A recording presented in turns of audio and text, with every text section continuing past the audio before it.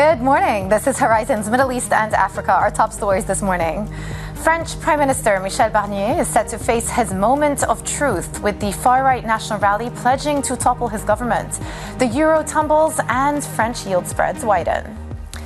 The U.S. unveils tougher curbs on China's access to chips. Chinese ETFs seeing record outflows on its tariff threats, while the yuan hits its lowest in a year.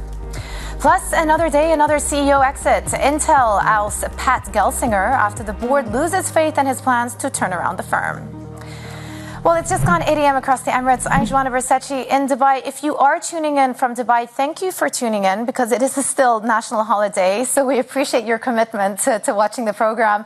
I'm back in the office and I'm here to run you through some of the market performance because guess what? We got another record high for the S&P yesterday. It's 54th record high for the year. So again, more positivity into these stock markets. We're heading towards another big data point this Friday, NFP to watch out for. Are we going to see a reversal from that 12,000 print that we had last month? Big question for investors. But we also had a big rally in the tech space yesterday.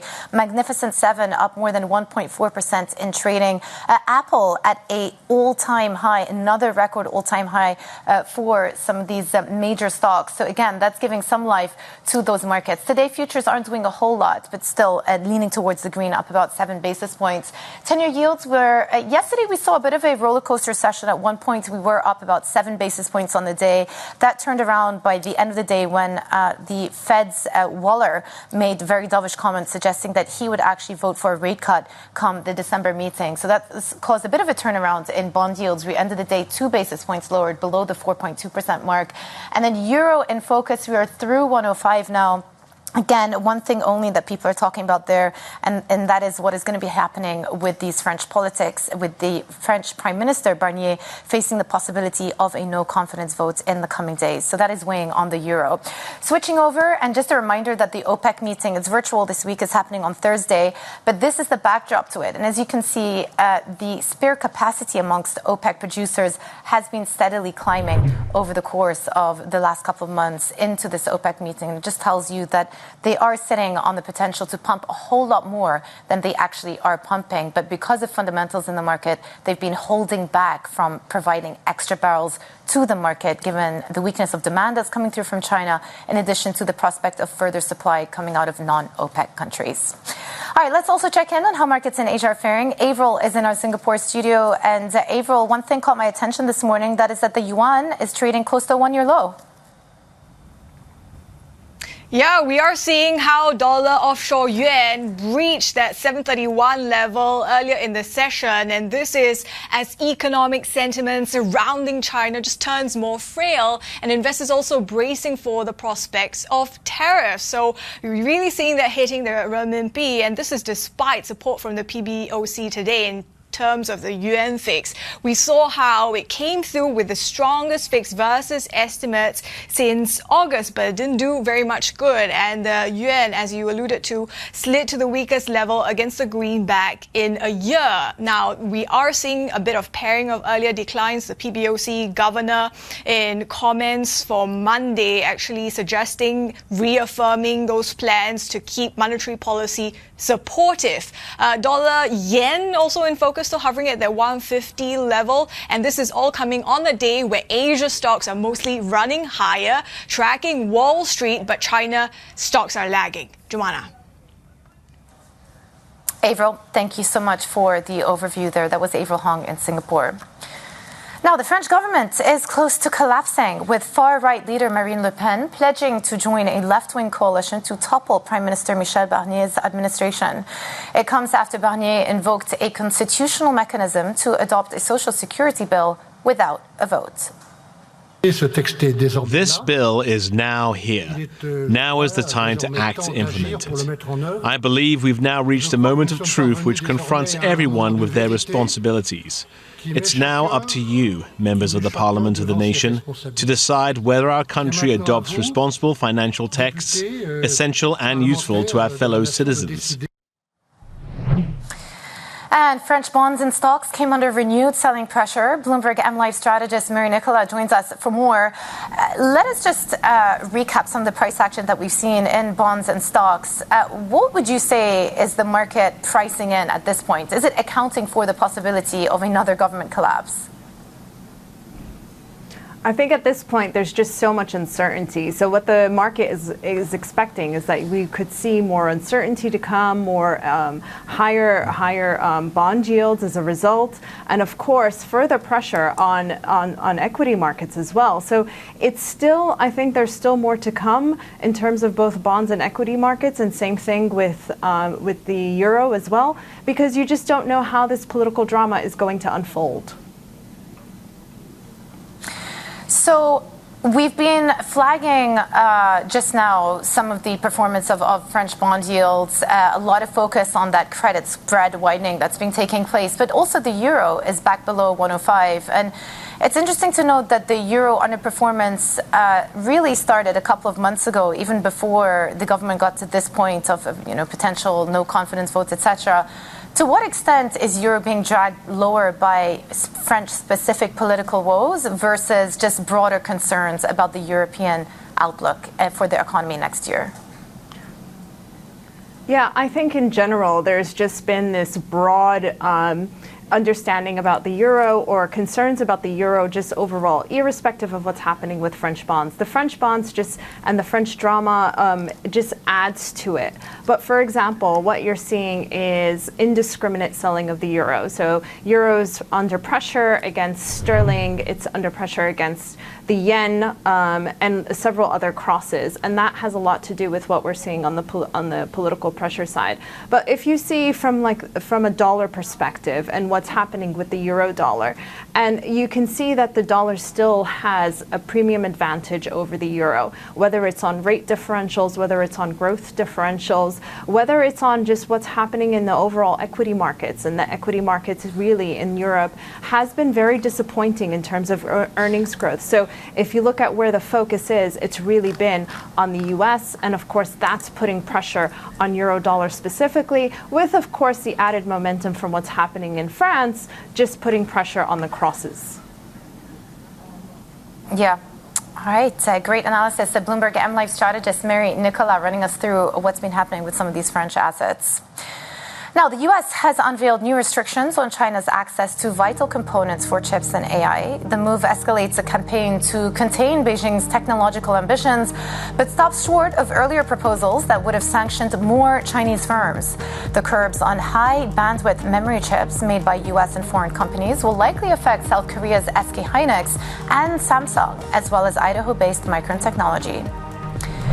And Israel says it remains obligated to a U.S.-backed ceasefire after carrying out airstrikes in Lebanon yesterday in response to Hezbollah's first attack since the truce, shrugging off fears that the agreement may collapse. After Hezbollah claimed the attack on an Israeli military site near the border, the IDF launched airstrikes targeting militants and infrastructure belonging to the group in southern Lebanon. And Fed officials are making it clear that they're keeping their options open before the next policy meeting in 2 weeks. New York Fed President John Williams and Atlanta President Raphael Bostic see more rate cuts coming over time. And Fed Governor Christopher Waller says he is inclined to vote for lower borrowing costs. At present, I lean towards supporting a cut to the policy rate at our December meeting. But that decision will depend on whether data that we receive before then surprises to the upside and alters my forecast for the path of inflation. Let's bring in Shane Oliver, investment strategy head and chief economist at AMP Capital. So much to talk about. There's so much going on around the world. Maybe let's just start with that Fed meeting. Waller moved the market yesterday, signaling that he would be open to voting for a rate cut at the incoming meeting. Why would the Fed not cut interest rates in December? Well, that's an interesting question, but it's basically for two reasons. We've seen a couple of months now of elevated CPI and core PCE inflation readings, not dangerously so, but they've been sort of around the 0.3% month-on-month level as opposed to 0.2%, which is more consistent with the 2% inflation target. And secondly, we've seen some relatively strong economic data in the US. The jobs figures have been messed up by the hurricane, particularly the last set of numbers for October with that 12,000 gain in payrolls. But other data has been on the solid side, GDP growth, consumer spending and so on. So for those reasons, maybe the Fed could decide to have a pause. And of course, we've got uncertainty about what Donald Trump will do, with most concluding that he will potentially add to inflation and potentially add to the US budget deficit, which might mean higher interest rates over the course of next year compared to what otherwise would have been the case. So for those reasons, there are reasons to have a pause. I think, though, and Waller pointed out, though, that the key is that US monetary policy is still restrictive, that we're still seeing weakness come through in the jobs market if you look at job openings and quits and so on. And, of course, inflation is still heading back towards target. So I think given all of those reasons, it leans towards a cut, but it's not a certainty. Yeah, what is your outlook for the data and specifically the U.S. economy next year? Because I look at everything that has come through. The City Surprise Index is sort of close to the highs again. So the data has been coming in better than expectations. Atlanta GDP is tracking 3.2%. I mean, these are still pretty strong numbers coming out the U.S. right now. How do you see things translating into 2025? They certainly are strong numbers. To be honest with you, I think growth will slow a little bit. I think to get the perfect soft landing, you probably did need to see the housing sector pick up and manufacturing, and the jury is still out on that one. Manufacturing PMIs that we got an update on overnight were a little bit stronger, but they're still generally below the 50 break-even level. On the same time, housing-related data has been pretty weak because higher bond yields been higher mortgage rates in the US, and that's a downwards pressure on the cyclical housing sector. So I think once you allow for that and some inevitable slowing in consumer spending as a result of a somewhat slower jobs market, economic growth will slow down as we go through next year. But I guess anyone watching this would say, well, economists have been saying that for some time now. At least I wasn't in the recession camp. But I do think we will see some slowing as we go through next year. And then Donald Trump's policies, if they impact, will probably impact in 2026. So that slowing, I think, will enable the Fed to ease, but it's going to be a more gradual process than perhaps many had been expecting back in September. Yeah, well, one other thing that all of us are going to have to get used to again is tweet watching, because the market is going to be subject to the whim of what the president-elect tweets. Yesterday, he tweeted about BRICS nations, a warning to the countries joining the BRIC bloc about taking up a currency that was or moving away from the linkages to the USD. How should we read that tweet, do you think? And is it actually going to have an impact on the rest of the world trading in the greenback? Well, I think, yes, you're right. One thing we have to get used to is more noise. There's going to be a lot more tweets or posts or whatever you call them these days. That was a reality over the 2017-2020 period. In fact, they went into fever pitches. We went through 2020, I think it was. At one stage there, Trump was tweeting about 30 times a day. The problem with these tweets is they often reflect Trump's thoughts at the time, and then he might change a little bit later. So I think it is clear, given his tariff announcements, or pronouncements, that something is coming on the tariff front. But I think a lot of this stuff is bargaining chip stuff. You know, put stuff out there, get everyone in a flurry, then have some sort of negotiation, which, for example, the US and Canada is starting to do in regards to that 25% threatened tariff on Canada, and then ultimately come up with some sort of deal. He did this back in 2019, mind you. The classic example of it was some sort of pronouncement, there'll be a 25% tariff on Mexico. Then the president of Mexico and Trump got together, announced an immigration deal, and then the tariff was never implemented. So I think we're going to see a lot of that, and investors have to allow for it, that it's often just bargaining chips, maximum pressure, all that sort of stuff, as opposed to policies that will necessarily be implemented. That said, I think we are going to see a lot on tariffs as we go through next year coming out of Trump, and particularly in relation to his social media posts. Yeah, I guess the best advice to investors is trade what he does, not what he tweets or he posts to his platforms. Shane That's Oliver, right. Thank you so much for joining us today. Always a pleasure. My pleasure. Investment strategy head and chief economist at AMP Capital. But up next, U.S. President Joe Biden arrives in Angola in what will be likely his last overseas trip as president. We'll discuss the details of the visit next. This is Bloomberg.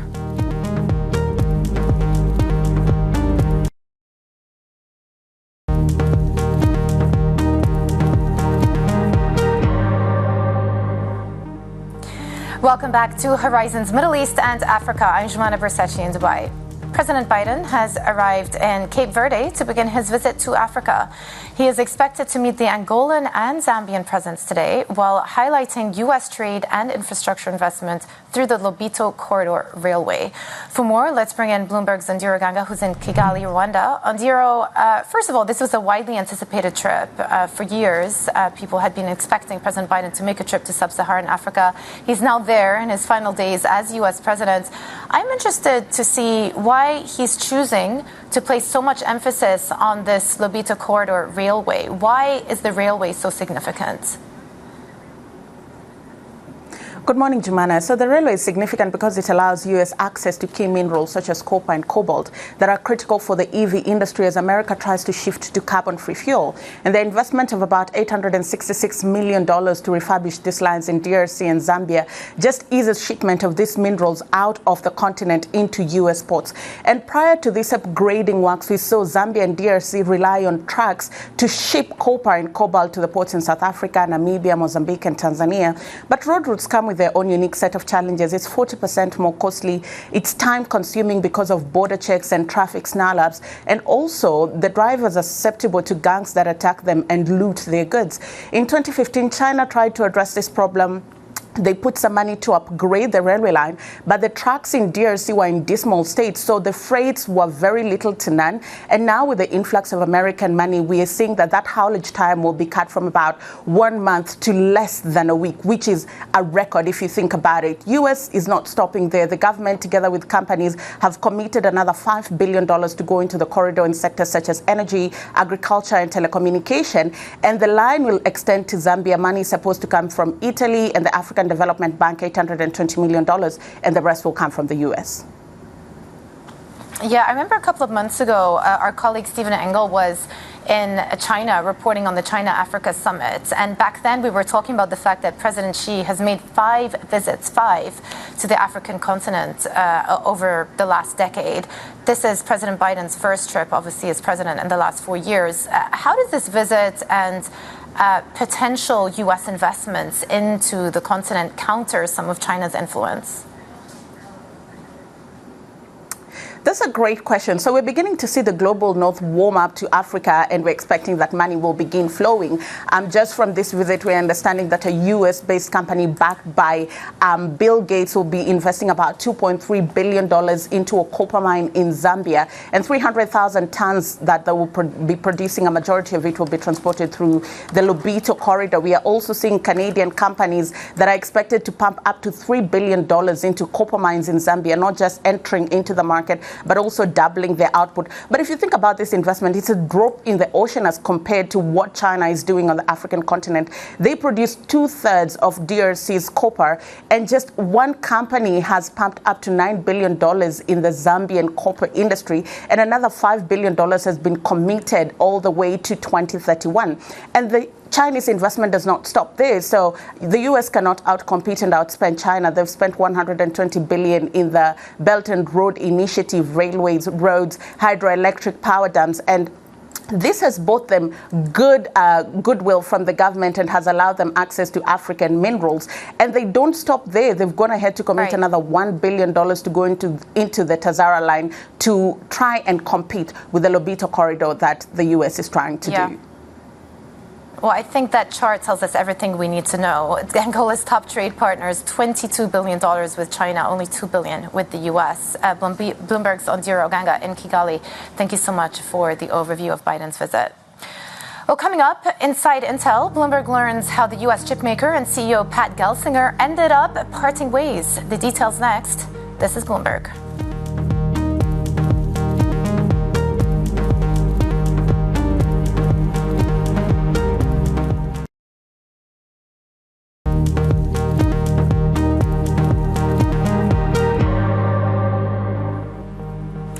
Well, Bloomberg has learned that Intel CEO Pat Gelsinger was forced out after the board lost confidence in his plans to turn around the U.S. chipmaker.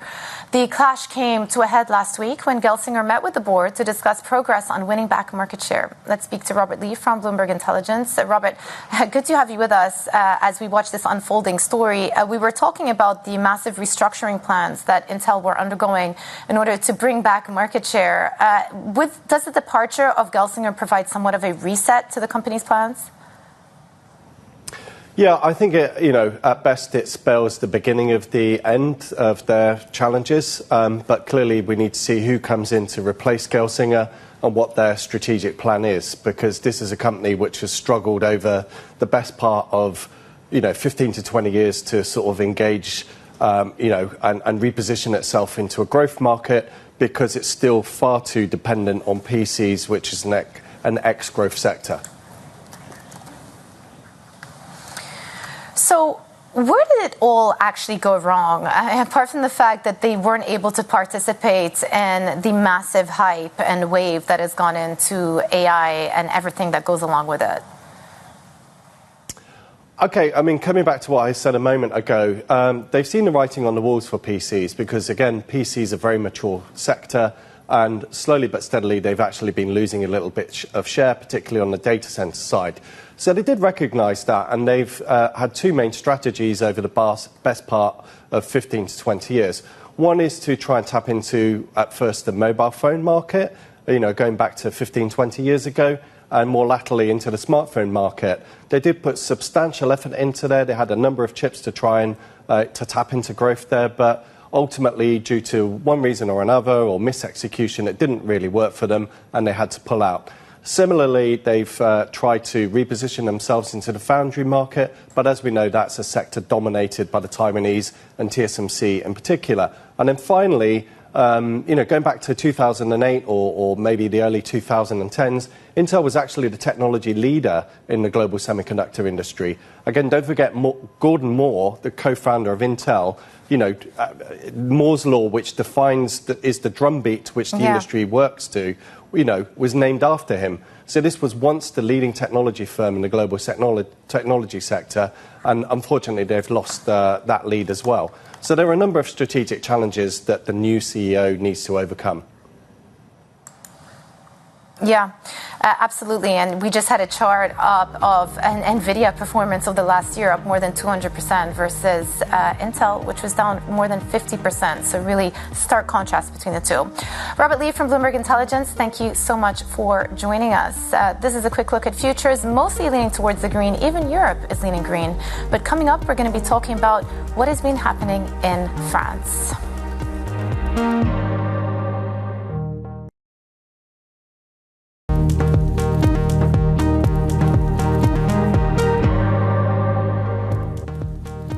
Good morning. This is Horizon's Middle East and Africa, our top stories this morning. French Prime Minister Michel Barnier is set to face his moment of truth with the far-right National Rally pledging to topple his government. The euro tumbles and French yield spreads widen. Asian equities get a lift from Wall Street, where tech stocks continue their charge, driving the S&P 500 to a fresh all-time high. It is the 54th time the U.S. benchmark has set a record this year. Plus, conflict resurges in Syria as rebels take over Aleppo. We look into whether President Bashar al-Assad can hold on to power. It's just gone 8:30 a.m. across the Emirates. I'm Joanna Versace in Dubai. Happy national holiday if you are here in the UAE and tuning in to our program. Taking a look at how markets are faring. S&P and Nasdaq futures leaning towards the green. This after notching yet another record high yesterday for the S&P. It's 54th record high for the year and actually on track for year-to-date gains, the strongest since 1997. Thanks to Dan Curtis for that data. I thought it was interesting. Nasdaq once again leaning towards the green. Magnificent 7 up more than 1.5% in trading yesterday. Apple at an all-time high. So a lot of love going back into the tech sector again. U.S. yields sitting at 4.2. We were up 7 basis points at one point yesterday, but then the Fed's Waller came in with some dovish remarks, suggesting that he may actually be inclined to vote for a rate cut at this upcoming meeting. So the dovish commentary sent yields back lower again, but I would just caution that between December and January, there are cumulatively about 25 basis points of cuts priced in. So we're not fully set for a December rate cut. And then euro trending below 105 here, a lot of downward pressure on the currency as we continue to watch the political developments in France, with a no confidence vote set to be quite likely in the coming days. Speaking of France, let me just show you what's been happening with these sovereign spreads, because look, we are back to levels not seen since 2012, since the European sovereign credit crisis. So there you go. A lot of pressure on French spreads here, and this is taking a look at that bond yield premium of French credit over Germany. It's highest level since 2012. All right, let's also check in on how markets in Asia are faring. Avril is in our Singapore studio. Avril, just give us a run through of what you're looking at today. Well, we're focusing on dollar offshore yuan. It's at the highest level in about a year. It reached that 731 earlier in the session, pairing some of those declines now on renminbi. But this is against the backdrop of concerns surrounding China's growth. So it's not just hitting the currency, it's hitting stocks as well. I mean, think about what you've gotten in the past week: Trump's tariff threats, and then US restrictions on China's access to chips. And the Politburo in China, this is the elite decision-making body in the country, not doing itself any favors, skipping the release of a readout that would have given investors potentially some clues as to stimulus. This is, of course, of the regular November meeting. So this is the environment in which the Chinese currency is declining in, and we have the likes of BNY saying 736 on dollar offshore yuan might be the next level to watch. This would be the weakest since September last year, amid uncertainties surrounding US policy, but also dollar strength. Jumana. Yeah, definitely one to watch. Avril in Singapore. Thank you very much. Well, turning back to this region, questions are being raised as to whether Syria's president, Bashar al-Assad, can hold on to power. It comes as Syria-based rebel forces seek to build on recent gains and capture more territory controlled by the government. Let's bring in Bloomberg's Middle East and North Africa editor Stuart Livingston-Wallace. It's quite a complicated story, what is happening in Syria right now, because there are so many groups involved, so many rebel groups. HTS, Hayat Tahrir al-Sham is the one that people are talking about, but it's not just them, obviously. I guess the big question is, what does this mean for the president, for Bashar al-Assad? So I think we can certainly say he's in the most precarious position that he's been in 4 years, arguably longer than that. And as before, he is entirely dependent on what Iran decides to do and what Russia decides to do. And at least at the moment, it looks like Iran is sending the message, keep fighting. You know, we had the foreign minister on the ground yesterday having a shawarma. He's gone up to, I think, the front line to rally the troops. So at least for now, it looks like Iran is staying on board. I think the second leg of that, which is Russia, again, I mean, it's in a difficult position itself. It's fighting a pretty bad war in Ukraine, which is sucking up a lot of resources and personnel. Can it divert them to Syria? Hard to know at this stage. Yeah. What does happen if the rebels take over, so to speak? I mean, already, I think only about 60% of the country is under Assad anyway to begin with because of the ongoing partition since the civil war. What happens if he gets eliminated from the picture? I mean, I think short term, probably chaos. And then ultimately the international partnerships of various descriptions are going to have to come to some sort of power sharing agreement. All of this could be prevented if Assad was willing to make some concessions, but he's following in a 5-decade tradition of the Assad family of saying no to everyone all the time about everything. But it does feel at this stage that he's kind of on the cusp of losing it unless he makes some concessions. Yeah, Stuart, is this a coincidence that it's all happening around the same time as this Lebanon-Israel ceasefire? Is it coincidental that perhaps other rebels are seizing on this opportunity of weakness for Iran and some of its proxies around the region to capitalize and gain some momentum? No, I don't think it's a coincidence at all. I think one of the main motivating factors is that Israel has been taking out Hezbollah, much degraded, and Hezbollah was effectively providing most of the personnel on the ground fighting on Assad's side. And again, Iran has to make that decision. Is it going to put yet more of Hezbollah's resources on the line for Assad? What exactly is in it for them? Yeah. Russians, you can see there's a strategic choice, but for Iran, it's just part of this so-called axis of resistance that is severely weakened, certainly relative to a year ago. And then the other big question is whether the Iranian smuggling of arms through Syria into Lebanon will continue, because obviously that's a big focus for the future of the ceasefire discussions as well in Lebanon. Stuart, thank you so much for the overview. Bloomberg's Stuart Livingstone Wallace. Now, French President Emmanuel Macron has traveled to Saudi Arabia for a 2-day state visit. Touching down in Riyadh, the French leader is seeking to capitalize on the kingdom's spending spree with defense deals and geopolitical turbulence featuring high on his itinerary. For more, Bloomberg's Matthew Martin is in Riyadh. Well, Matthew, we were going to spend most of the show talking about the French politics back home and what's been happening there, and the fact that the Prime Minister is probably facing a no-confidence vote. So what is the French president doing in Saudi Arabia? Well, look, I think, as you say, this is a fairly tried and tested route for politicians when there's trouble back home to go off and get more involved in foreign policy for a little while, where they get a more welcome reception. And I think, to some degree, Macron is doing that. He's had a pretty good relationship with MBS, the Saudi Crown Prince, and so, as you can see from some of the images that you've been showing on the screen, he had the full pomp and splendor of a royal reception when he arrived in Riyadh. While he's here, I think the focus is going to be both some of the defense deals that the French want to get signed with the Saudis, with the Saudis looking at buying some French jets, and I think the other big thing that's going to be on the agenda from a sort of a geopolitical point of view is going to be also the situation in the Middle East as well, and the Saudis will be looking to get France to come on board with recognizing Palestine formally. The Saudis are trying to encourage more and more countries to do that, to put pressure on for this process of getting a two-state solution. So I think that's going to be some of the big, most newsworthy themes that are going to be coming out of these few days. Yeah, and certainly the Crown Prince has been busy.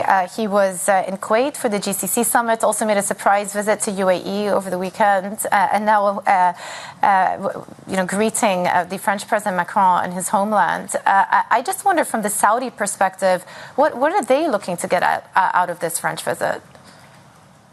Well, I think there's a few things. I mean, first of all, as we're just talking about this, the pressure on trying to get recognition of Gaza, but I think, some of the more immediate Saudi interests, the more sort of commercial ones linked into Vision 2030 and the economic reform plan. Paris is one of the world's most visited cities. The Saudis have a big tourism push going on. They want to get French knowledge and expertise and co-investment in helping to develop Saudi Arabia as a tourist destination. So they're very interested in that and the sort of cultural exchange side. I think we'll also see high up on the agenda is going to be the Saudi Arabia's nuclear ambitions. There's been a long-running conversation going on between the Saudis and the French company EDF about the development of this project. A lot of that is all tied as well into the broader defense pact agreement that the Saudis are also trying to negotiate with the US. So this is a very big, complicated deal that the Saudis have been working on for several years and then really, really keen to try and push that.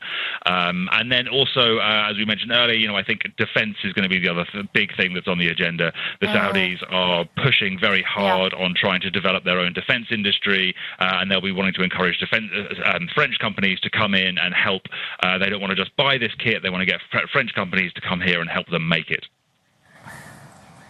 Yeah, very clear. Matthew Martin in Riyadh, thank you so much for giving us an overview of President Macron's visit to the kingdom. Now, for a look at some of the other stories we're following today. President-elect Donald Trump is set to travel to Paris on Saturday to attend the reopening of the Cathedral of Notre Dame, which was devastated by fire in 2019. Emmanuel Macron will likely become the third foreign leader to meet with Donald Trump since his victory last month. Canadian PM Justin Trudeau and Argentina's Javier Milei have had meetings with the president-elect in Florida. And Bloomberg understands SpaceX is in discussions to sell insider shares, valuing the company at around $350 billion. That figure would be a significant premium to a previously mulled valuation of $255 billion, cementing Elon Musk's rocket and satellite company as the most valuable private startup in the world. And speaking of, Tesla says it will appeal a judge's ruling that rejected CEO Elon Musk's record-setting pay package, saying the court's decision is wrong. A judge in Delaware once again ruled the company's board was too much under Musk's influence. The stock options package was worth $56 billion at the time of the original ruling, and more than $100 billion at yesterday's closing price. And U.S. agriculture giant Cargill is cutting thousands of jobs globally after missing profit targets. An internal memo says the largest privately held U.S. company will cut about 5% of its 164,000 staff. Cargill has seen earnings shrink on lower corn and soybean prices, while the U.S. cattle herd was the smallest in 7 decades. And Bloomberg has learned that De Beers has cut diamond prices by 10 to 15% as the world's biggest producer abandons attempts to put a floor under the slumping market. The diamond industry has been struck by one of its deepest and most prolonged downturns in decades. What started as a post-pandemic slowdown has spiraled as inflation hit customer purchases before a collapse in China's luxury market further eroded demand. And coming up, South Africa's economy is expected to grow a touch faster in the third quarter. We're live in Johannesburg next. This is Bloomberg.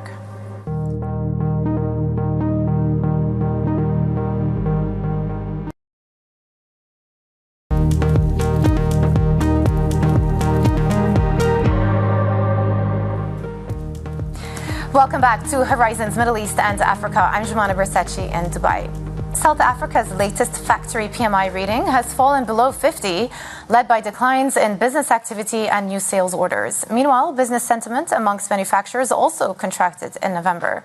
This comes as we await third quarter GDP numbers later today. So for more on what's going on here with these disappointing PMI figures, Ntando Thakwana, our South Africa economy reporter, joins us now. And Ntando, just give us a sense for why these PMI numbers are now in contraction territory. Why are we sub 50? I mean, as you say, PMI fell back below the 50-point mark, and that signals that it's back in contractionary territory. And the biggest drivers there are the fact that in the month that the survey was run, there were really, new sales orders were declining, and it also signals that the manufacturing sector is under pressure, and that demand is quite weak, especially on the global front. An interesting number also is the expected business conditions in the next 6 months. Those remain steady after, gaining momentum in the previous months. And those signal, well, before that, they were encouraged by a constant supply in electricity after, South Africa's economy suffered from, rolling outages for more than a decade. And now that they suspended them, factories have been encouraged by that. And as well as the optimism that has flown into the economy after, elections produced a business-friendly government. But now on the global front, they are quite concerned about, the President Donald Trump returning to the White House, as they are uncertain about what the trade dynamics are going to look like and what that is going to mean for global growth. So those are some of the worries that the factory industry is having to consider. Yeah, the later today we get the GDP figures. The estimate from what I can see on the terminal is 1.1% growth figures for the third quarter. And that's actually an improvement from the prior quarter of 0.3%. So it does show you that the numbers on the ground have actually started to improve in the last couple months. Sure. The 1.4% number is a year-on-year figure. The number that we are most interested in today would be the quarter-on-quarter figure, and that is expected to lift 0.4%. And if data today matches that, then it would mean that South Africa wouldn't have, posted a contraction in 4 consecutive quarters, and that hasn't happened in a while. And again, their electricity supply that is now constant is helping, push that up. And if you look at the performance of key sectors like mining, manufacturing, as well as retail, those have picked up in the quarter. And it's quite important to note that South Africa's, economic rebound now is actually more consumer-led, and we're seeing that in the retail sales figures. Those, I think, have risen 0.8% in the quarter, and we're about to see more of that activity in the retail sector with interest rates falling. The Reserve Bank has cut 25 basis points 2 times now already this year, and is expected to cut some more. And inflation as well has fallen below the Reserve Bank's 3% to 6% target. So that will boost consumer spending as well. Yeah, no doubt. Well, we'll keep an eye out for those figures. And as you say, the quarterly ones, what we need to be looking at. Thank you, Ntando Thekwana, our South Africa economy reporter in Johannesburg. Now for a look at some of the other stories we're following today. Partial results from Namibia's elections show the nation is on course to appoint its first female leader since it gained independence almost 35 years ago. The candidate of the ruling Southwest African People's Organization has taken 54% in results from about half of constituencies. And Mozambique's main opposition leader has called for another 7 days of protests against what he calls fraudulent elections. The move threatens to extend weeks of unrest that has left dozens dead, with the country's borders closed and port operations interrupted. Ghana has unlocked a $360 million disbursement from the IMF following a successful third review of its extended credit facility. The approval by the IMF's executive board brings to $1.92 billion the total amount the West African nation has received so far. Ghana sought IMF help after its debt ballooned and it could no longer service its obligations. And analysts say Nigeria's first Eurobond sale in over 2 years is attracting strong investor demand, allowing the government to tighten pricing on its offering. The $2.2 billion sale reflects investors' cautious optimism about the government's economic reforms, which include rolling back fuel subsidies and allowing the naira to float freely. Well, coming up, Turkey's inflation rate is set to slow down. We'll preview today's data and discuss the prospects for a rate cut. That's next. This is Bloomberg.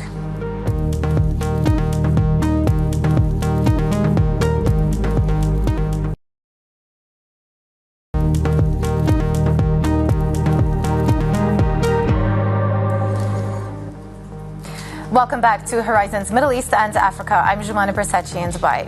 Turkey's consumer prices are likely increasing at a slower pace, boosting expectations that rate cuts could come as early as this month. Economists reckon annual inflation probably fell to, but listen, it's still 46.6% in November from 48.6% the previous month. So yes, improvement, but we're still talking about a 40% handle. Selva Bahar Baziki joins us from Bloomberg Economics. Selva, when we spoke about the last central bank meeting, we were talking about some of the pressure that was coming through on the central bank to perhaps start their rate cutting cycle, but they opted to stand pat at the last meeting. If these inflation figures come in line with expectations, then does that lower the bar for the central bank to actually begin the rate cutting cycle? Absolutely. Good morning, Joanna. We expect the inflation number to actually come in lower than the consensus at 46.3.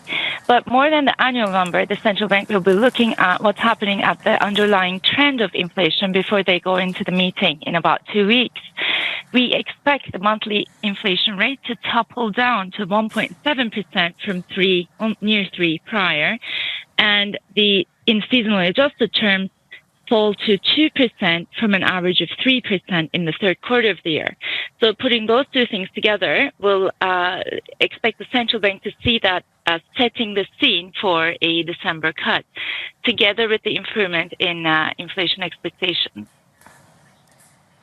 Yeah, how closely are they going to be watching the growth figures as well? Because there's been 2 consecutive quarters of contraction for the Turkish economy. How is that likely to get factored in to the central bank's decision making here? We know politically, obviously, the incentive is to keep the economy growing, but how does it get factored into the central bank decision making? The central bank's very, very aggressive tightening that we've seen over the past year and a half, and then staying at 50% for 8 consecutive meetings past, Well, that was necessary to tame the rampant inflation problem. As you said, inflation is easing. It's still elevated. So we do expect whatever easing is coming to be quite slow-paced. However, yes, we've had 2 consecutive quarters of contraction, fulfilling the criteria for a technical recession. We expect quite subdued growth rates ahead as well. That's going to be the catalyst for a December cut, but it's not going to make the central bank move at a very fast pace as we have seen it hiking earlier in this cycle. We expect the growth rate to actually settle in around 3% in this year and the next year. So it's not going to spill over to the entire year. It's going to definitely kickstart the cuts coming this month. Yeah. How closely should we be watching the forecast for year-end inflation by 2025 to determine what the central bank are going to be doing? Frequently, analysts bring up that number. Yeah. The central bank itself actually hiked up that expectation quite a bit in November from its previous forecast. Now, the central bank sees year-end 25 at 21%. That's an improvement compared to the 14 they had prior. It's still falling short of what we expect at 24 and what its own survey is pointing to at 26%. Now, with the rate cuts coming up, the pace and the communication, again, are going to be very, very important. If we do see a fast-paced cut, then we don't think that even 25 is within reach, unfortunately. To get to 21, the central bank would have to surprise us to the upside by keeping an extremely slow-paced cut cycle ahead. Yeah, well, thank you for giving us what the trade-offs are going to be, for highlighting for us what those trade-offs are. Salva Bahar Raziki, a Turkey economist for Bloomberg Economics. Well, this is a picture of futures before we head out. For the first hour of Horizons Middle East and Africa, I'll be back for the second in a moment.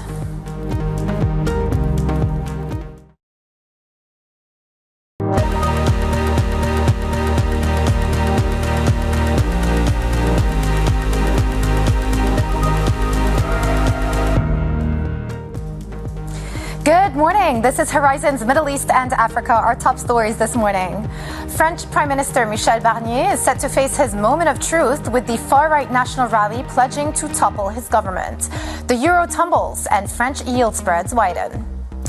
The U.S. unveils tougher curbs on China's access to chips. Chinese ETFs seeing record outflows on tariff threats, while the yuan hits its lowest in a year.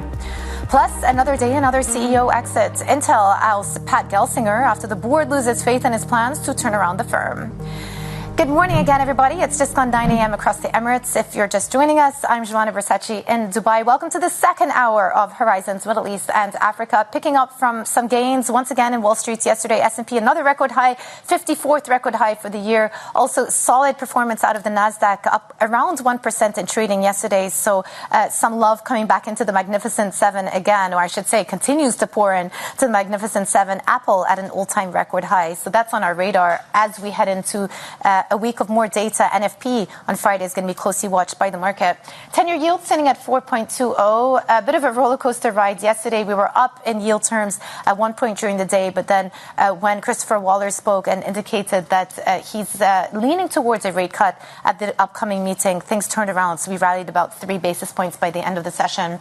On euro in focus, a lot of focus as well on the greenback and the strength in the USD, but euro specifically, we're talking more and more about the political developments in France that is weighing on the currency there. So we've broken through 105 to the downside.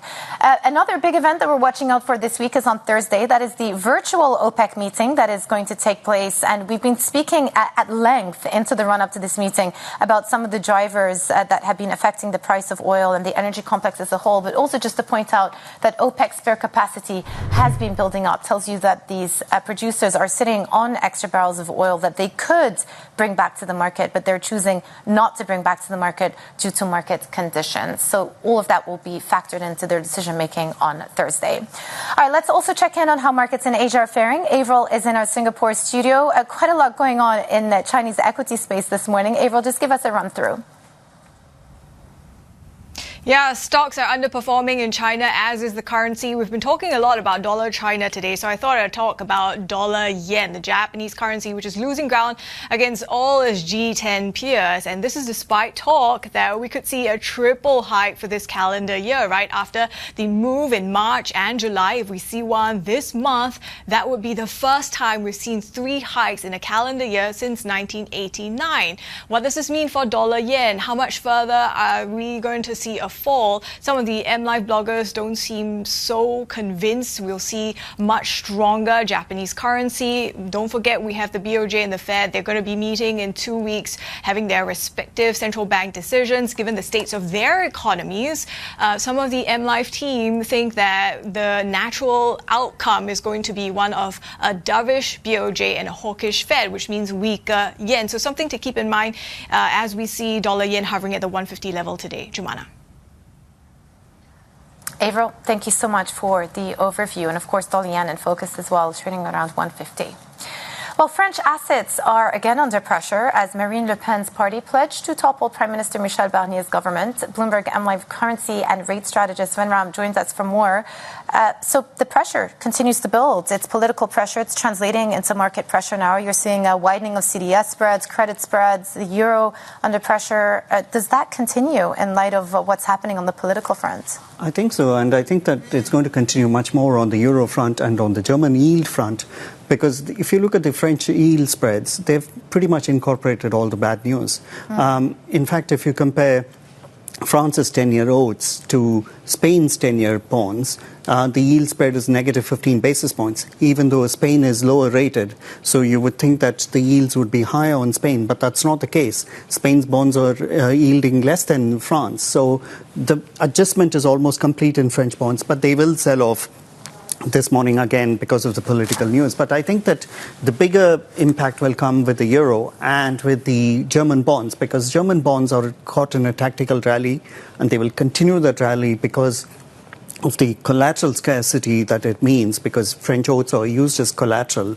And if they can't be, if investors are averse to using them suddenly, then that will have an impinging effect on German bonds. So bigger rally in German bonds, and the euro continues to be on the defensive. So essentially a flight to quality into Absolutely. German bonds because it's the only safe haven, so to speak, that's available in the Eurozone. Okay, point taken there. Euro, is that also going to become a release valve of sorts in the sense that it's not just, but you speak about Germany, but then you've also got German elections coming up as well. So it's not just political uncertainty in France, you also have political uncertainty in the Eurozone's largest economy. Absolutely. We don't know the outcome of that election, and it looks like it's going to be a fractious coalition again in Germany. But also the fact that, there's this threat of tariffs hanging over the euro, and what any tariffs would mean for the Eurozone and its economy. If the ECB revises lower its macroeconomic forecast when they meet this month, then that's going to be negative for the euro. The euro is already trading well below what's indicated on fundamentals. So I think that it continues to be on the defensive, and it's probably going to hurt more. Yeah, Van, you and I spoke on Friday, and you said then you were looking forward to the S&P's review of France's rating. I think a few people were surprised to see that they made no change and they kept the outlook stable to the French rating here. What do you think would spur ratings downgrades from the agencies? I think they have outlined 2 factors that they're looking out for is material weakening in economic growth in France. I think France's economy is muddling through, and they will continue to muddle through. So I don't think that's going to be a major impetus. The second one is blowing out of fiscal profligacy. And it's not clear. I think that S&P is saying that, look, I think for the time being, they will address the concerns is their thing. And they've already reduced the rating and they've put them on watch. So I think that, they get at least a year's reprieve from here, from the looks of it, at least from S&P. So, which is why I said that all the bad news is already incorporated in French bonds. So yeah. I mean, already the markets are probably accounting for the fact that the deficit's going to stay around 5% the next couple of years. Yeah, Van, always good to have you on. Thank you so much for your analysis. That was Bloomberg's MLive currency and rate strategist, Van Ram. Well, Fed officials are making it clear that they're keeping their options open before the next policy meeting in 2 weeks. New York Fed President John Williams and Atlanta President Raphael Bostic see more rate cuts coming over time. And Fed Governor Christopher Waller says he is inclined to vote for lower borrowing costs. At present, I lean towards supporting a cut to the policy rate at our December meeting. But that decision will depend on whether data that we receive before then surprises to the upside and alters my forecast for the path of inflation. Joining us now is Carlos Casanova, Senior Economist for Asia at UBP. Good to have you with us. You know, it feels as though we're sort of tinkering around trying to determine what the Fed are going to do at the next meeting. But bigger picture, there is an expectation that this rate cutting cycle is going to be a lot shallower than people thought it was going to be a couple of months ago. What are the implications on the rest of the world if the Fed don't end up cutting in a deep cycle next year? Correct. So the Fed has a window of opportunity to cut interest rates, but that window is going to be very short. And as a result, we do expect to see a shallower easing cycle coming out of the US. Now, for us in Asia, that means that Asian central banks will also have a much shorter window to deliver policy easing. So the message, that we are getting here is that, central banks need to get on with it, essentially. So you've seen back-to-back rate cuts in Korea, for example. You've seen the Reserve Bank of New Zealand leading the global easing cycle with a total of 125 basis points in rate cuts. And, the central banks that are still on the fence, that is India and Australia, will try to do it as soon as possible in order to make sure they get in enough rate cuts before the window closes. So essentially, it puts a lot of a sense of urgency on central banks across the region. Yeah, interesting. Why do you think that window is going to close, even if the Fed pause with their own rate cutting cycle?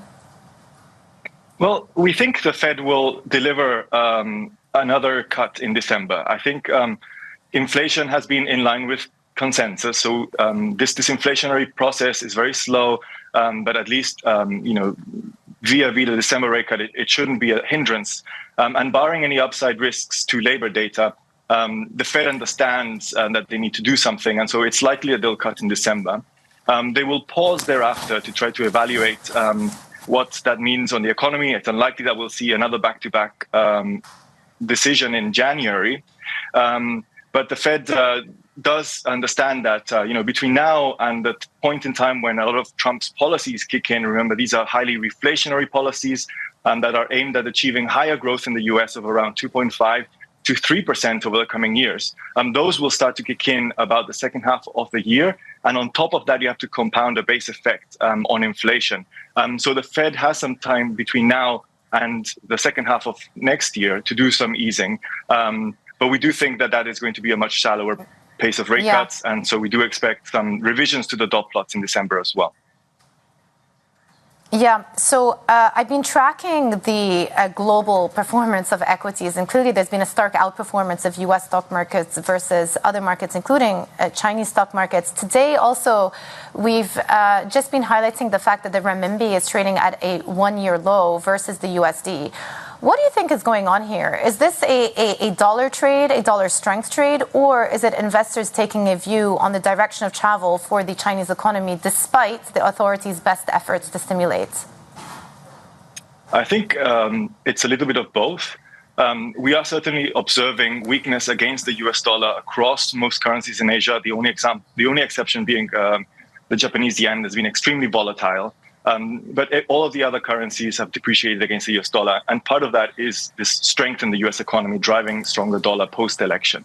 On top of that, there's been a rumor circulating in the market that the Chinese authorities are going to deliver more easing in December. And of course, with that comes pressure on the currency. You also have this geopolitical angle that is, of course, going to drag on Chinese risk assets and on the currency. So altogether, we are seeing yen at 7.3 almost, which is a historical low. Now, there is a line in the sand, and that line in the sand is at 7.3. The currency hasn't been above 7.3 at any point in time since 2007.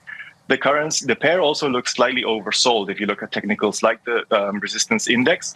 And so we do think that it doesn't go significantly higher from here. but there is very little room for it to appreciate either. So we are looking at structural weakness in the currency, if you like, for at least another 12 months, dragged by all of these factors. And let me just round up. You mentioned that the yen has been pretty volatile, to say the least. We're trading at around 150 here. There is an expectation that the Bank of Japan could go for what we're calling on the terminal a triple hike, i.e. the third hike of the year in December. Do you think the Bank of Japan go for it? I think they will go for it. Bank of Japan, like all of the other central banks, is looking at the Fed, and they understand this window is shrinking. So why wait until January when you can do it in December? Inflation data is supportive. We saw Tokyo inflation for November increasing to 2.7%, and the correlation with national CPI is extremely strong, above 80%. So it suggests that there are going to be upside risks to inflation data in November, and that's going to help Bank of Japan to deliver that hike. So we are sort of seeing a lot of volatility around that, but ultimately, in the near term, after they hike, we could see some strengthening of the currency. Over the medium term, it's fundamentals, it's that rate differential with the US that is going to drive movements in the pair. Yeah, very fair. Carlos Casanova, Senior Economist for Asia at UBP. Great to have you with us on the show. Up next, U.S. President Joe Biden arrives in Africa in what will likely be his last overseas trip as president. We're live to Angola next. This is Bloomberg.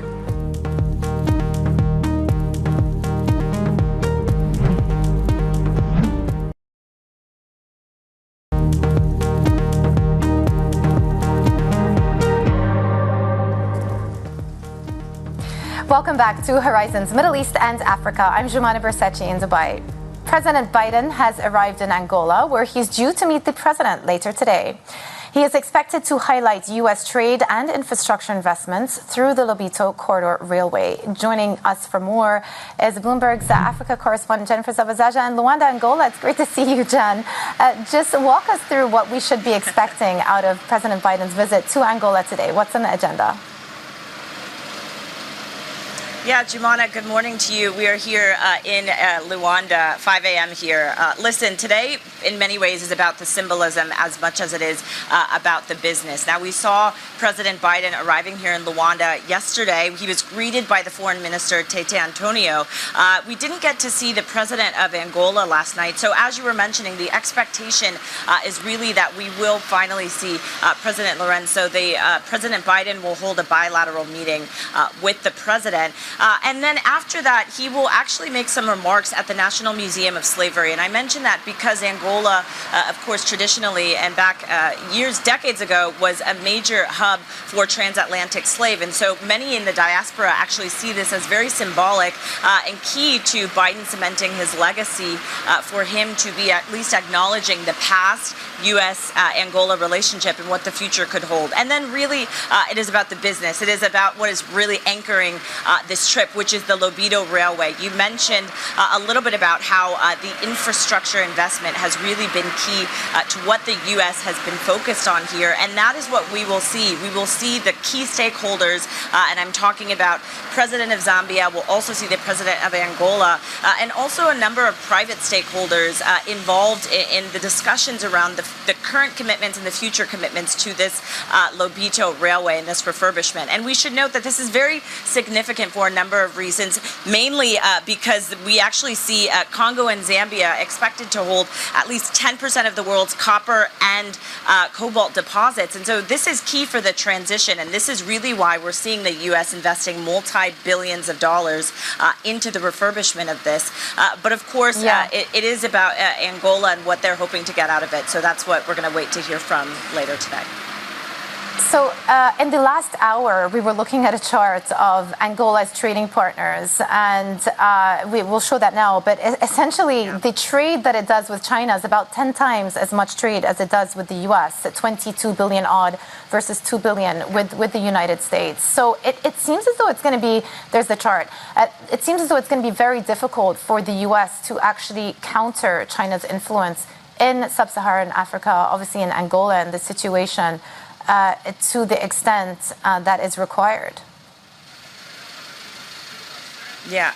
You know, Jumana, we actually posed that question yesterday. We spoke to the transport minister about this in particular because, yes, Angola has a long history with China. We've seen investments, of course, from China into this country. We're walking around and we can see the influence no matter where you go. But when we spoke to him, we talked to him really about what the future holds for some of the contracts that they're looking to engage with other partners. And they say, yes, it is about the U.S. Of course, this trip is about the U.S., but they're also engaging with people from all over, from South America to Europe to the Gulf even. And so their focus, and really they are saying they are willing to work with any and all private players as they try to expand their own privatization efforts of the infrastructure here. Part of that is the Lobito Railway. We also talked to the Angolan transport minister about privatizing their state-owned airline. And so this is a bigger push by them. They say there's no sides that they are choosing, and hopefully this just welcomes more and more private players and public players, hopefully, to invest in this country and see that this country is investable. Yeah. All valid points. Bloomberg's Africa correspondent Jennifer Zabazaja in Luanda, Angola. Thank you so much. Well, coming up, inside Intel, Bloomberg learns how the U.S. chipmaker and CEO Pat Gelsinger ended up parting ways. The details next. This is Bloomberg.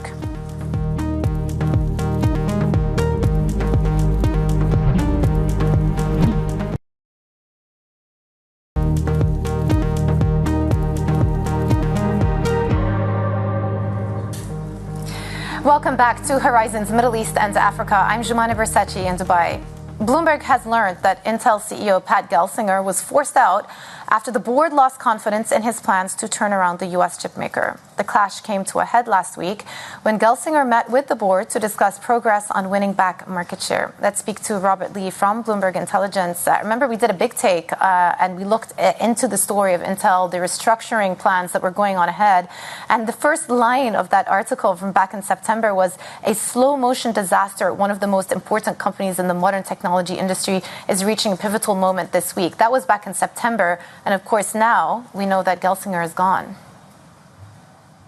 Yeah, what can I say? Ouch. That was quite an apt description. Yeah, I mean, casting minds back, I mean, history goes back to the origins of the semiconductor industry. Moore's Law is named after Gordon Moore, who was a co-founder of Intel. So, you know, when I was a sell-side analyst back in 2008, believe it or not, Intel was the world's largest technology firm by market cap. And look how things have changed. So I think maybe Gelsinger's departure perhaps signals the end of the beginning phase of this restructuring, but we'll have to see what strategic direction the new CEO takes the company in. And also there are significant strategic challenges, both on the technology front, cost front, and also trying to tap into and position the company into, you know, a decent growth sector, because they're far too reliant on PCs and servers at the moment. Yeah, so how do they modernize or become a company that reflects a more modern day type of tech company? And what strategic options are going to be open to them? Okay, I would say, again, with the benefit of hindsight, Intel's main competitor historically was AMD. So they were playing catch-up always on the technology and product positioning to Intel. But one great move that AMD made back in 2008 was actually to hive off its fabrication business, which ultimately became Global Foundries. So as we've seen, the foundry sector has become more and more expensive business to remain in. It's very R&D intensive. It's very capitally intensive. So looking back with hindsight, that was a great move by AMD, which allowed them to focus on where they can really add most value, and that's on the design. And under, obviously, Lisa Su, they've positioned themselves as probably or arguably the number 2 in the AI sector behind NVIDIA. So Intel really needs to go through a potential radical restructuring. It's trying to do too many things at the moment. Under Gelsinger, it tried to maintain technology leadership or catch up with TSMC. Again, that's a very expensive, difficult task. They're a very cost-heavy business as well, which is why you've seen them laid off quite a considerable number of people this year. And as I said, their market or their business is still too tied to legacy markets in PCs and data centers, which lack the growth outlook compared to AI, and also where their market share is actually under increasing attack from aggressive new rivals. Yeah. So there are multiple challenges for the new CEO to undertake. Yeah, I remember it was just last week we were also talking about disappointing sales from other legacy PC makers, obviously not on the chip side, but the actual PCs themselves. Dell and HP were both warning about falling sales. So this all wraps into the same story. Robert Lee from Bloomberg Intelligence, thank you so much for joining us. A look at equity futures before we head out to the break. Things are leaning towards the green, even for Euro Stoxx futures, up 0.5% over there as we talk more and more about the malaise and the French government. We're going to be talking more about Barnier's budget battle when we come back.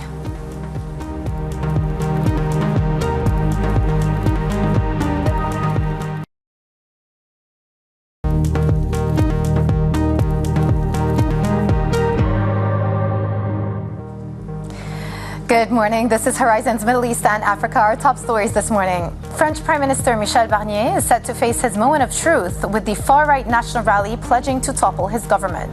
The euro tumbles and French yield spreads widen.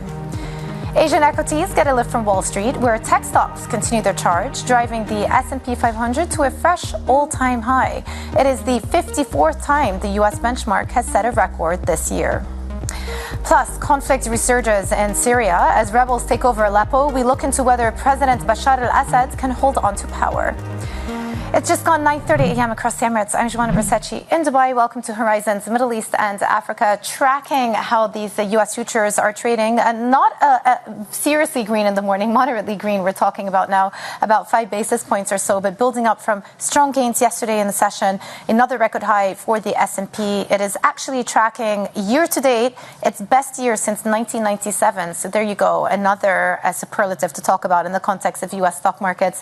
Nasdaq also gaining some steam yesterday, up almost 1%. Magnificent Seven squarely in focus. Apple at an all-time high. So again, a lot of love still pouring into these Magnificent Seven names. 10-year yield sitting at 4.2. We sort of stabilized around here. A lot of focus on NFP numbers coming this Friday and whether we'll see a rebound from that very low 12,000 headline number that we got last month. So that's a big question for investors as we head into the next Fed meeting. And again, their speculation is mounting that the Fed actually may opt for a rate cut, especially after Fed's Waller's comments yesterday suggesting that he would be inclined to vote for a rate cut. About 17 basis points priced in now for that meeting. And then euro in focus. We're slipping a little bit today in the session, down 0.1%. There is a lot of focus on one side of the equation, that is the greenback, the strength of the USD. But on the other side of the equation, as we've been talking about, concerns about the European economy and specifically the political situation in France. Speaking of which, this is our terminal chart today, just to remind you that French spreads have continued to blow out. And here we are at levels in terms of spreads not seen since 2012, so since the European sovereign crisis. So that tells you a lot about what investors are anticipating to come out of France in the coming years. Political deadlock in addition to wide public deficits. So we'll talk more about that in a moment with Caroline Conan. For now, though, let's check in on how markets in Asia are faring. Avril is in our Singapore studio. Avril, give us a run through. Yeah, Jumana, we're seeing Asia stocks mostly today running higher, tracking Wall Street. And if you look at a gauge of chip stocks in the region, we're actually seeing it at the highest level in about 3 weeks. What's really interesting is all this is coming against the backdrop of U.S. restrictions on China's access to the key components, those chips, the AI components as well. But if you look at the way China investors are reacting versus the rest of the region, you see a bit of a divergence. For Chinese investors, it seems to be a reminder of those geopolitical tensions. But if you look at how the Nikkei is being lifted, boosted by the chip names, it's really the sense of relief that these restrictions are not as bad as previously feared. So a bit of that divergence to speak of in the Asia equity space today, of course. We're also keeping a close eye on dollar offshore yuan, which earlier breached 731, levels we haven't seen in a year amid concerns of China's growth, the threat of tariffs as well. Jumana.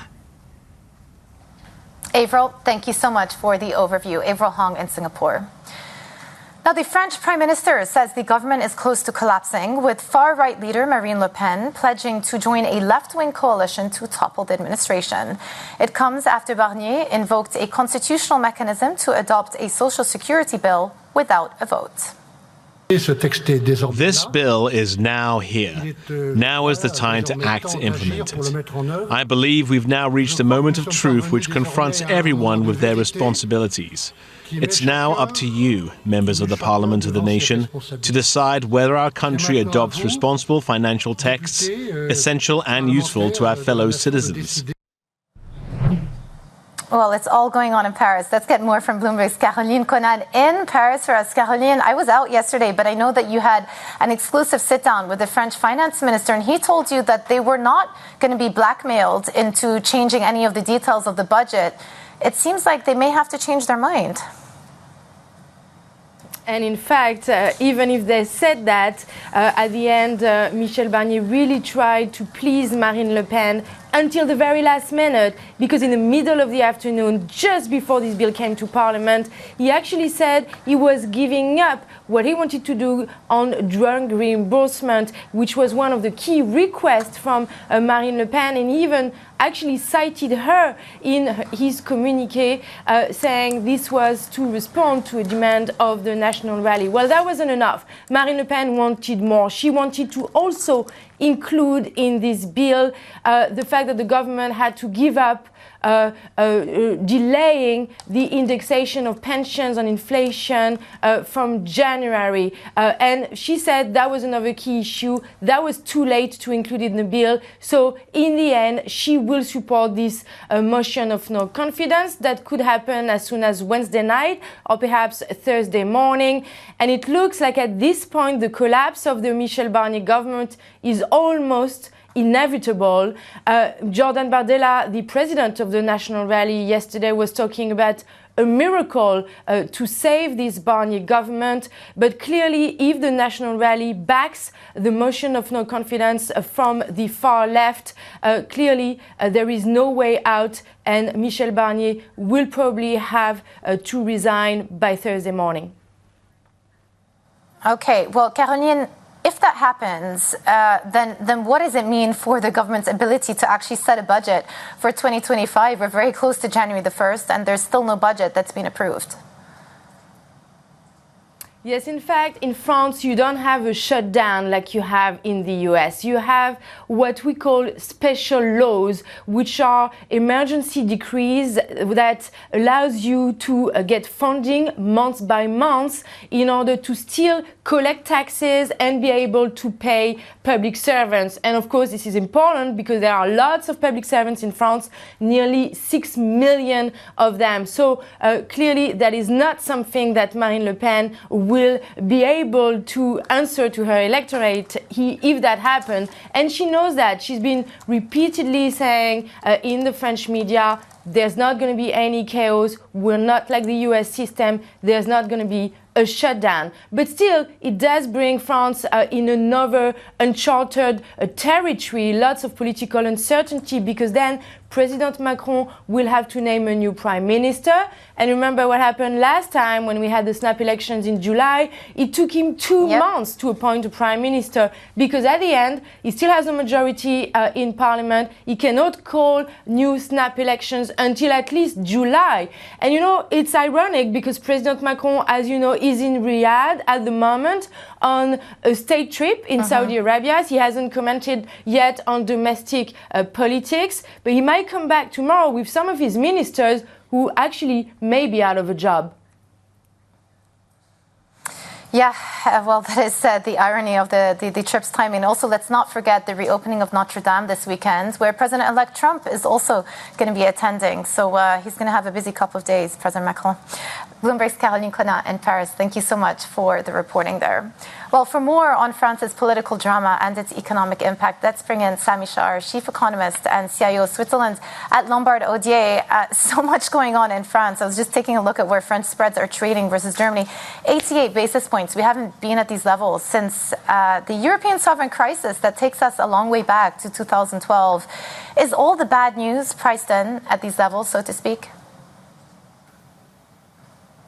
Well, it is a pretty widespread, but I would say if the situation is absolutely unique in the case of France, this is a political crisis that we haven't seen since the Fourth Republic, the kind of divided parliament that led France into the Fifth Republic. So a very unusual situation for France, but not necessarily an unusual situation for markets. Markets are used to be dealing with divided parliaments. I mean, we had one not so long ago in the US, we have one in Germany, we have one in the Netherlands, we have one in Austria. So again, a political crisis in France, not necessarily a market crisis. And I would say that yes, the spread is very wide, and the spread can even widen further. But very contrarily to what happened in Greece or even in the UK during the debt stress episodes, this widening of spread is not bringing the interest rates of France higher. So again, yes, there is a wide spread, but interest rates in France are actually falling. So we're not seeing that kind of debt stress that we had in previous debt stress episodes. It's really a political crisis, not necessarily a market crisis so far. Yeah. It's interesting that you say that because with all the tinkering that they're doing, the deficit is probably still going to end up somewhere between 5 and 6% of GDP. These are really wide numbers. Is it your view that they can manage to sort of hop along and to continue so long as the economy is still posting positive growth? Because if you go back to the sovereign debt crisis, what was working against the likes of the peripheries is they were also in deep contraction. I couldn't agree more, Jumana. You've said it perfectly well. There are many things that would allow France to finance itself. Obviously they're in a growth environment, which is a difference to the sovereign crisis. The ECB is cutting rates, which is obviously going to help on the interest rate front, not necessarily on the spread front, but on the interest rate front. It does mean that France might see its 10-year yields lower in the months to come, despite the political drama. And one thing that is a little bit under-considered is the fact that the public sector in France is in disarray. For sure, deficits are extremely, extremely deep. But the private sector is actually doing pretty well. Households, banks, companies are in excess savings. So if you put the two together, basically the public deficit, and you put on top the private sector savings, you have a current account in France that is more or less in balance. That means that there's an ability to finance the debt domestically in France. Again, a political drama, but many things actually play for France for that situation not to necessarily collapse further. Yeah, really good points on the private sector. Sami, let me just ask you about the upcoming ECB meeting. Some people are saying that they may actually opt for a 50 basis point rate cut. What would incentivize the ECB to go that aggressive at this meeting, do you think? So we don't think that it will be about France. They were talking about how the markets was eventually hinting at a 50 basis points cut, before the French drama. And it has to do basically with the nominal growth story in Europe. Growth is particularly weak. It is lagging, obviously, what's happening in the US and in some, other better performing economies on the planet. And of course, inflation is particularly low. If you look at the latest numbers, particularly on a 3 months annualized, the service sector inflation really came in particularly low. So basically, the ECB has the green light to cut further. Will they do 25 basis points and continue to cut at every meeting, or will they do something bigger? It is still an open question, but very clearly they have the green light to cut much further and much deeper in the quarters to come. How do you make money in Europe these days? Where do you see the investment opportunities? That's a tough one. Well, obviously, you probably make money by being underweight Europe and overweight the US. This is what, this is the positioning that we had year long, and obviously it paid us well. There is, Jumana, a point where, maybe we'll have to come back and flows will have to come back to Europe. But we need a signal. It's as simple as that. And the signal is just not political talk. We need the Europeans to come together and start basically breaching the gaps. The investment gap to the US, the innovation gap, the productivity gap, and therefore the growth gap. As long as we don't get a clear signal that they're ready to act, put money on the table, and breach these gaps, we're going to stay relatively cautious on Europe, the euro, European equities, and we're going to favor US counterparts. Yeah, that's very clear. And to be honest, Sammy, that is the messaging that I hear from so many of your peers as well, unfortunately for Europe. They've got to get their act together, it would seem. Sami Shar, Chief Economist and CIO at Lombard Odier, thank you so much. Well, coming up, Carlos Tavares, one of the most combative bosses in the auto industry, steps back from Stellantis. We'll discuss where the carmaker goes from here as it searches for a new CEO. This is Bloomberg.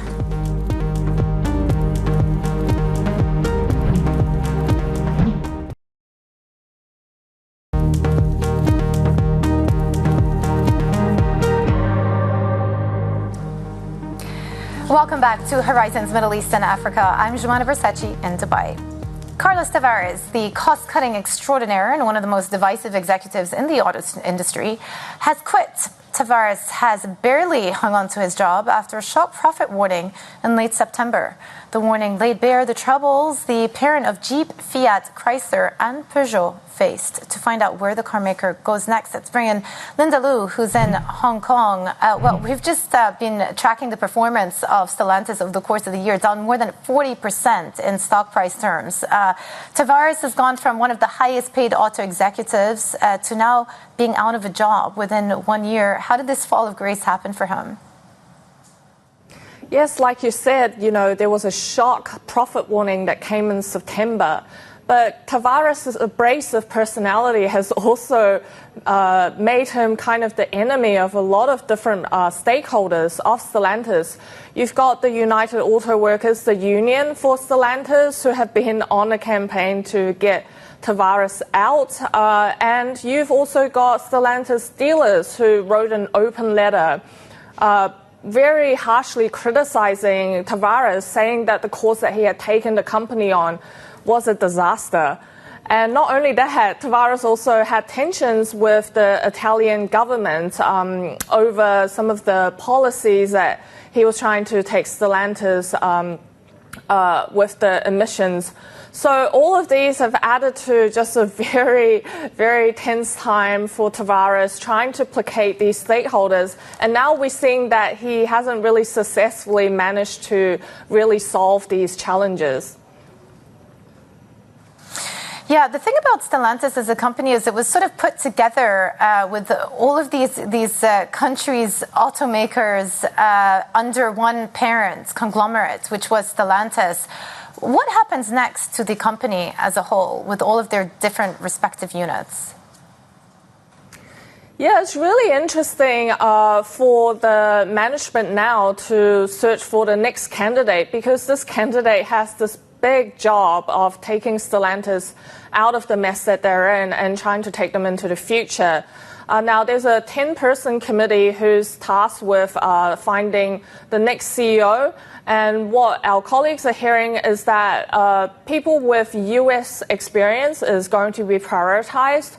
So some of the names on the contenders list, including Mike Manley, who actually served as CEO of Fiat Chrysler, one of the constituent parts of Stellantis, could be in the running. Now, that shows that with the US being one of the more important markets for Stellantis, they're really hoping to turn things around in the US. But obviously, this candidate will also need to manage Stellantis' business in other markets, including Europe. Yeah, let me just round up the discussion talking about the broader auto industry's issues, because it isn't just Stellantis that has been facing lots of headwinds. You hear of other car makers, especially those that went heavy into EVs, facing a lot of troubles this year. To what extent is what has happened at Stellantis representative of the broader industry as a whole? Yeah, it's really interesting to see that Stellantis, who has gone through just such a big change within the past couple of years, it just shows that the previous priority of having really great profits, high margins, may not actually be able to sustain the company into the future. We saw that in 2023, Stellantis actually managed to record profits thanks to cost-cutting measures by Tavares. But that's actually ended up being one of the criticisms that the dealers leveled at Tavares, saying that it's actually maybe not the best thing to have happened for the company. including feedback of management or concerns that it may have impacted on quality of their cars and other areas. And so that really shows that for legacy automakers that really want to take up on this transition to EVs, they not only need to worry about profits of their current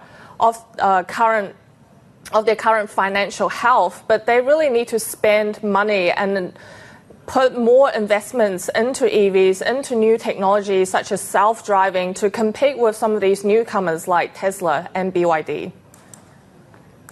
Yeah, super interesting. Bloomberg's Linda Liu, thank you for running us through what has been going down at Stellantis. Now, for a look at some of the other stories we're following this morning. Partial results from Namibia's elections show the nation is on course to appoint its first female leader since it gained independence almost 35 years ago.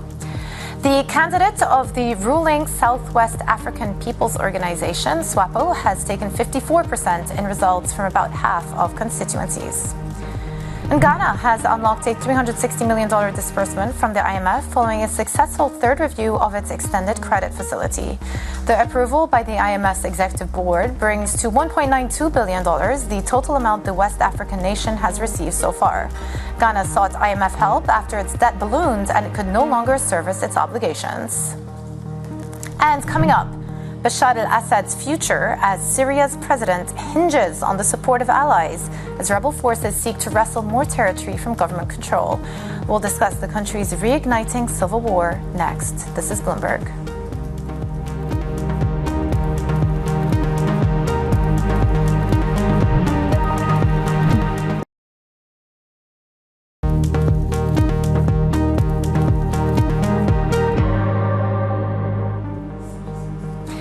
Welcome back to Horizons Middle East and Africa. I'm Jumana Bersachi in Dubai.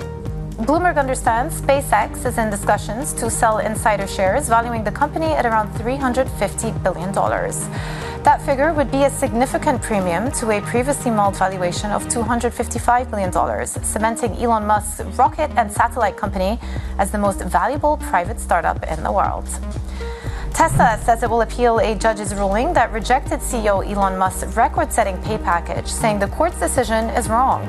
A judge in Delaware once again ruled the company's board was too much under Musk's influence.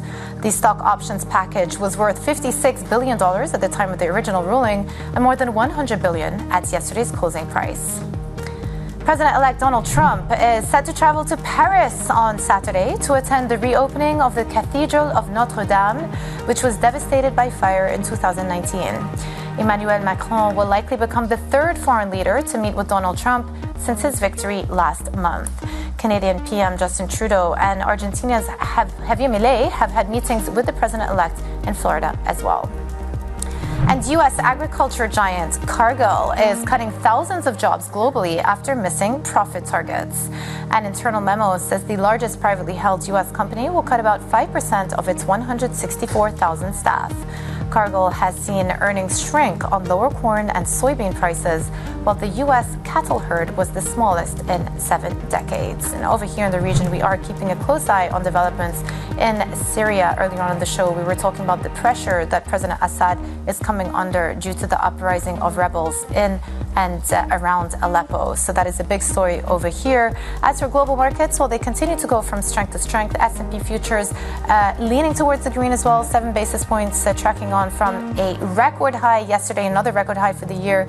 NASDAQ also seeing a good session yesterday. And Eurostoxx futures leaning towards the green as well, up 0.5%. Though the focus for European investors is most definitely going to be on the situation in France as we talk about the government of the Prime Minister Michel Barnier potentially facing a no-confidence vote in the next few days. So keep an eye on that.